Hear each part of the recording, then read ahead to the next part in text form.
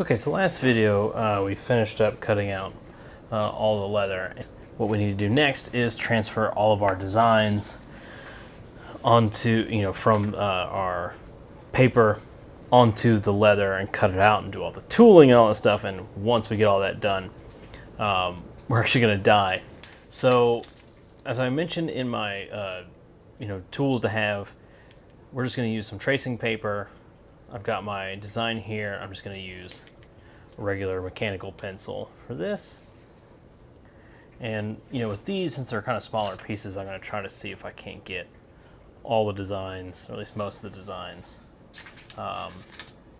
onto one sheet of paper. We'll see if that's possible. Might not be. Might have to get a second piece of paper for this one. But, so let's start here. Can we do that?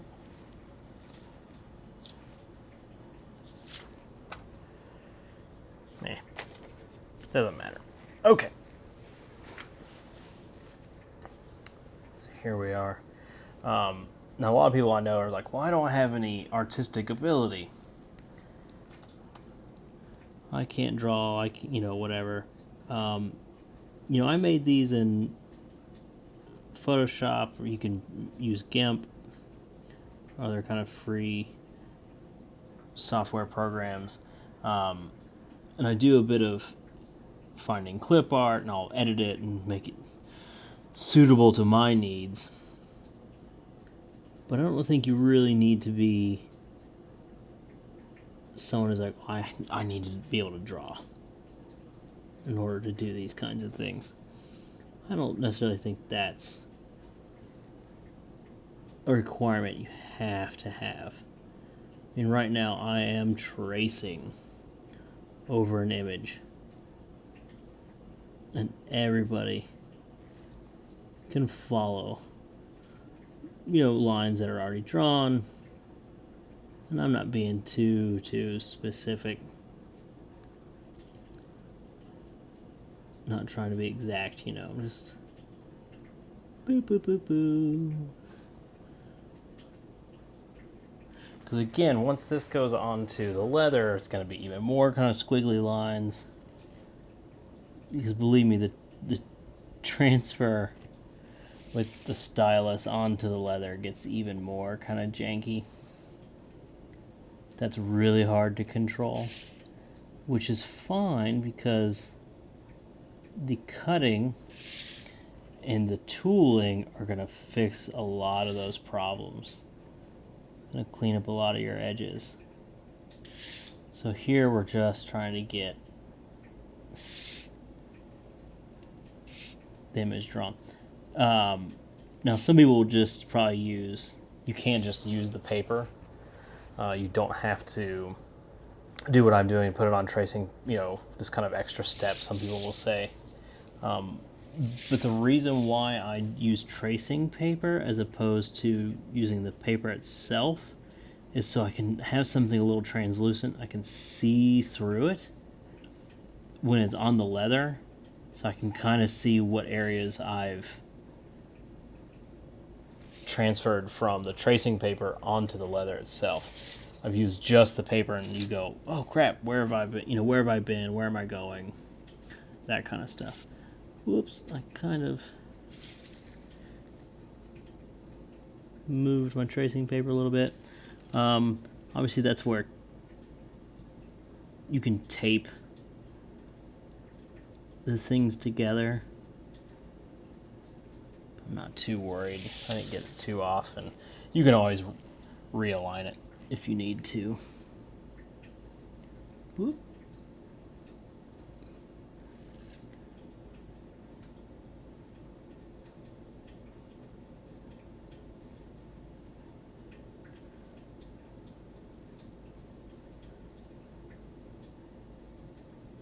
But I've done this process with all of my projects.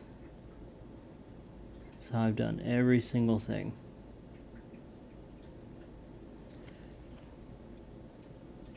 And I think it's a great process. Obviously, because it works for me, so why wouldn't I think it's great? Okay. So we've got that transferred over.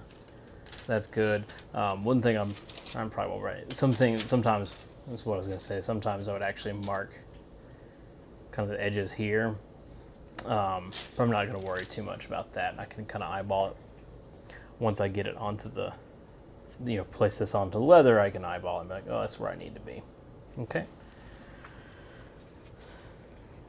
So let's see here. I think I can do this all on one. Can I do it all in one? Yes.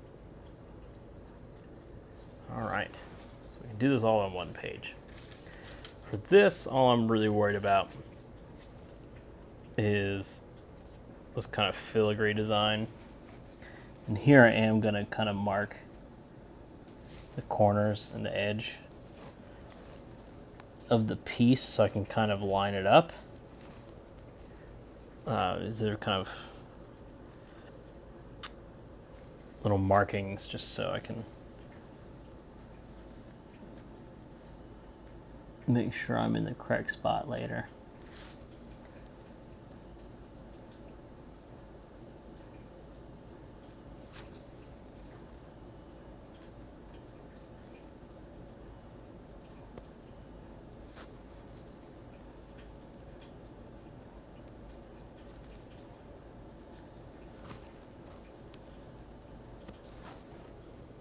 Spin this around.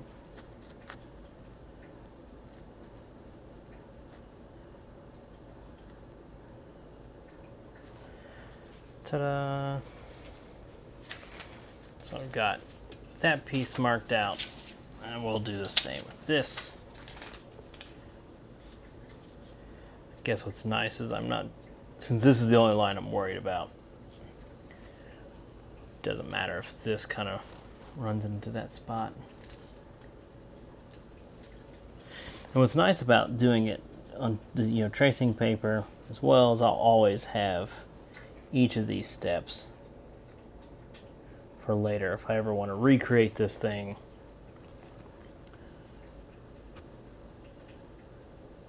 I've got each step as a separate kind of entity, a separate process. So it's almost like backups or iterations to use later.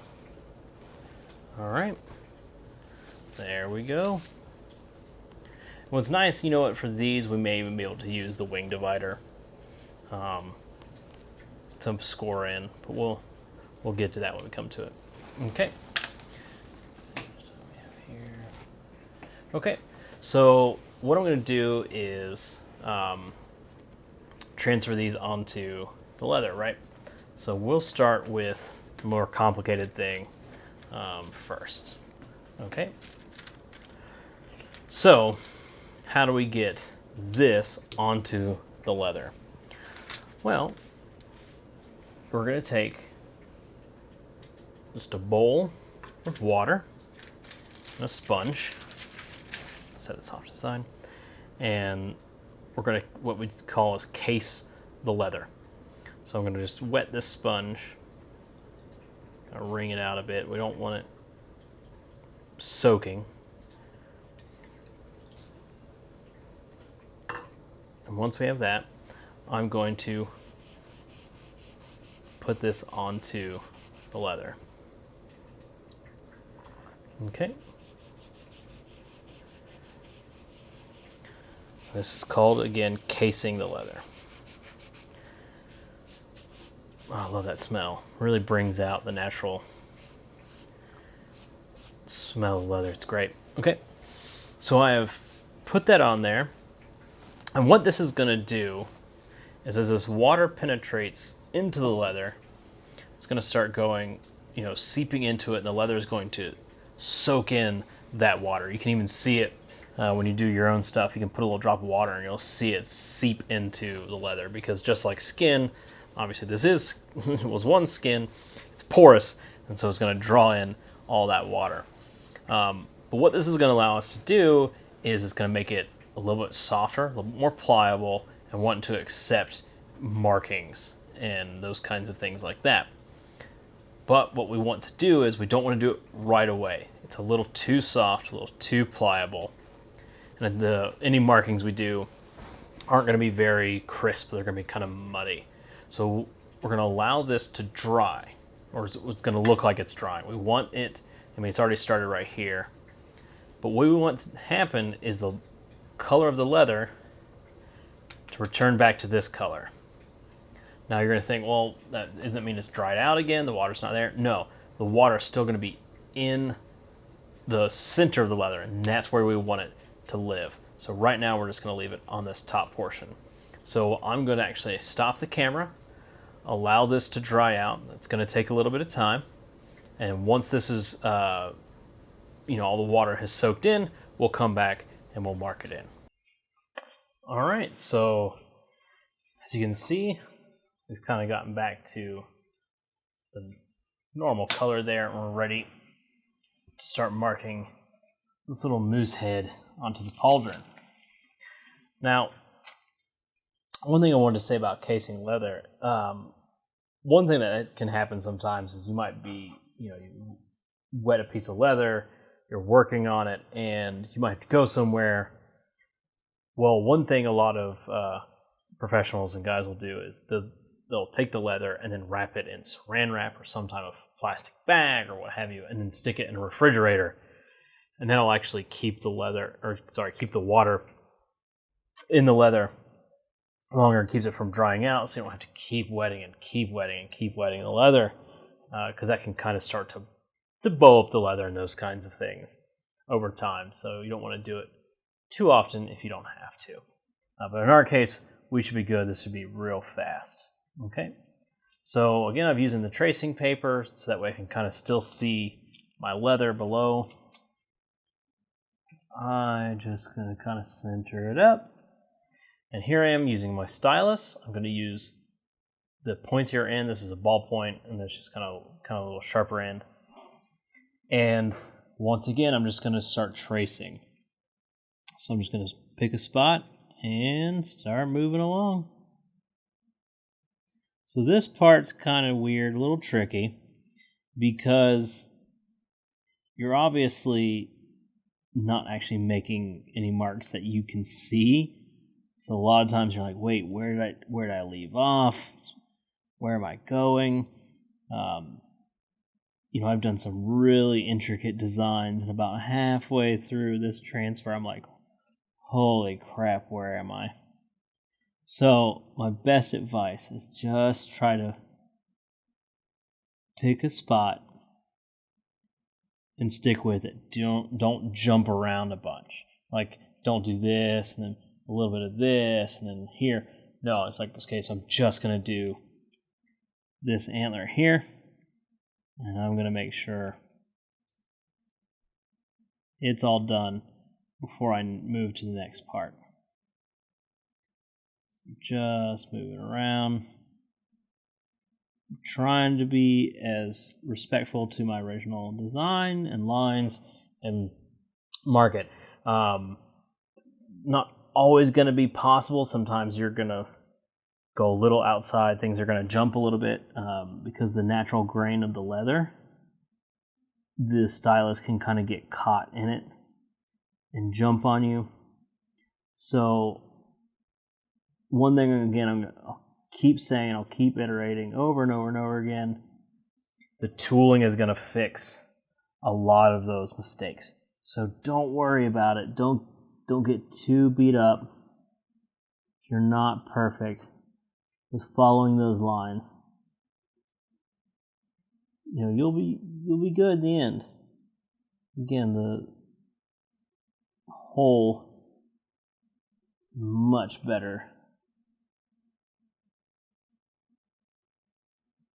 than each individual piece. There's a saying, there's an idiom, and it's running out of my head. You know what it is.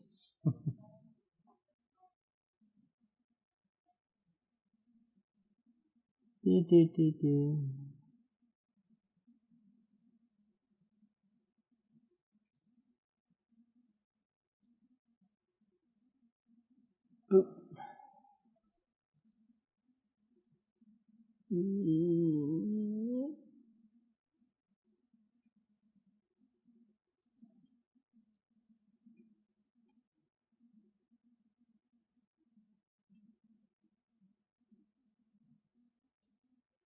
Alright, and just do the moose head.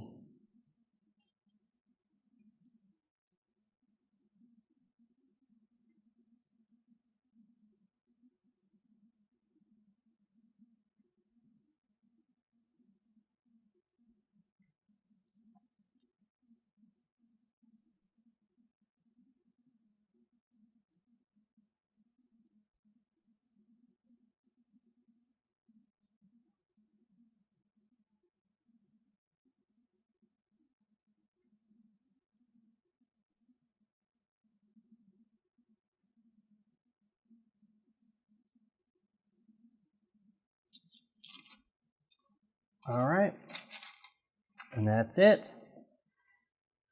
I don't know if you're able to see it really well on the camera. This is kind of faint right now, and that's fine. We want it to be faint. We don't want it to be this really, big thing that stands out. That'll come later when we cut into the leather. So we've got this piece here, and since that's the most intricate, that's really all you need to do. You just stick your transparency down, mark it over with the stylus, and now it's transferred onto the leather. And then we're going to do the cutting and tooling in the next part here coming up. So off camera, I'm going to do these parts. They're the exact same thing. No big deal. Actually, you know what? I'll probably do on camera. Let me do on camera this part. I'll show you the wing divider with this one. So this is the back part. That's going to be here. And why the wing divider is probably going to be better for this spot here is they're just straight lines that follow the same edge as this. So here we go. I'm going to grab my wing divider and take my pattern here, and I just want to measure out that same width. All right, so I'm putting the edge of the wing divider on this inside edge against the edge of the piece of paper, the same to the line, because that point, what you'll see is you actually end up losing a little bit because you want to go a little bit over, because we're going to be writing this side of the leather, using it as what we're going to butt up against. So you're going to lose a little bit of that width. So it's just we want to go a little bit wider than what's drawn here. And so with that wing divider, just going to simply score it in. I'm not going to worry about wetting the leather for this. I'm just going to go over a couple of times to get that impression in there. I don't know if you're able to see that, but we've got now that same line in width there. And what's great about the wing divider in this process is no matter what kind of shape that edge is, the wing divider will be able to ride along it and make it a perfect distance between the two. So for instance, it's going to help really greatly in this edge here, because I can take it and just follow it along.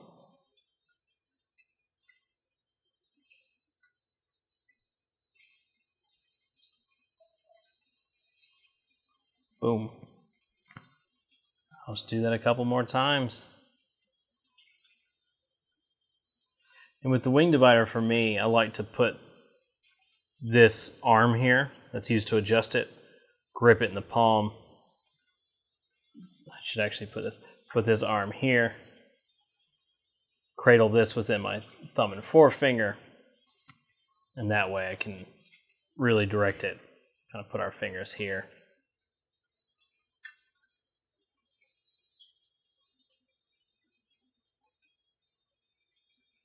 And move it around.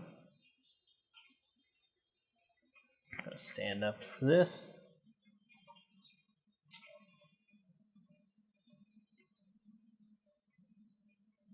I can put a little bit of pressure with this finger. Just score it in.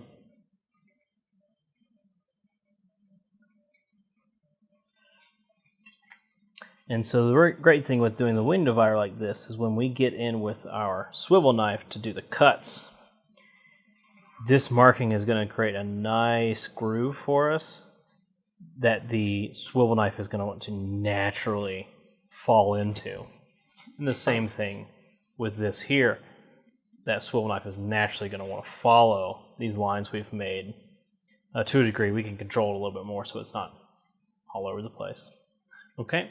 So I think definitely we're going to do this one off camera. It'll be a lot of the same. It'll probably be a combination of wing divider for this portion, then the stylus for these portions here. Okay, so we'll do that and we'll be right back. There we have it. Everything is marked out. We have our moose head here. We have all the lines for this kind of little intricate pattern for the front of the vest, as well as just these little back areas. Okay, so that's how we transfer these designs from basically the computer, our heads, all the way to the leather. So the next video series, next bit, we're going to jump into the actual tooling the designs on the leather to give them that embossed look, a little, really pop them off, make them look really cool. So that's going to be using our swivel knife to cut the lines, and then using our different beveling tools to tool it in and get that embossed look. All right, we'll see you then.